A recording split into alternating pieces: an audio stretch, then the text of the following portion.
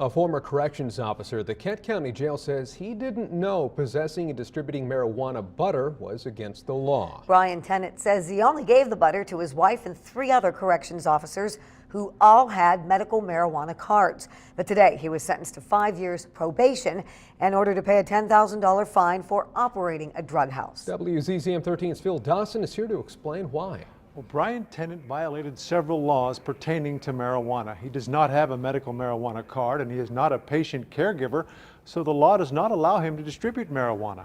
And even if he was a caregiver, edible marijuana products like butter are not covered by that law. And as a corrections officer, the judge said Tennant should have known that.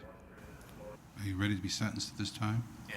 Before he was sentenced for operating a drug house, former Kent County Jail corrections officer Brian Tennant told the judge he didn't know. Your Honor, I believed I was operating within the law. I didn't think I was doing anything wrong. But the judge said ignorance of the law, especially for a 20-year employee of the Sheriff's Department, is no excuse. As a certified sworn law officer, we would impose to you the responsibility of knowing what the law is and its requirements. Tennant was one of 4 Kent County corrections officers, all shown here at their preliminary hearings, arrested when police traced a shipment of marijuana butter to the Belmont home of medical marijuana caregivers Alyssa and Timothy Scherzer.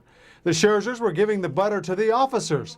Tennant's wife and the other 3 officers have medical marijuana cards. Clearly, this was entirely a medical situation. There was no indication that the marijuana was provided to inmates or other officers. But marijuana butter, brownies, cookies, none of those edibles are permitted or protected by the Michigan Medical Marijuana Act. Mr. Tennant technically broke the law. He didn't know what he was doing was illegal. He delivered product to other patients, and he's not a caregiver, and he can't do that.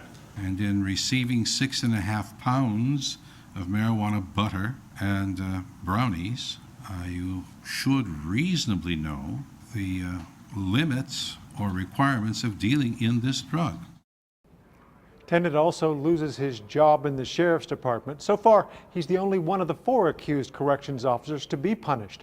49-year-old Sergeant Timothy Bernhardt also pled guilty, and he was scheduled for sentencing next week, but he died on November 16th.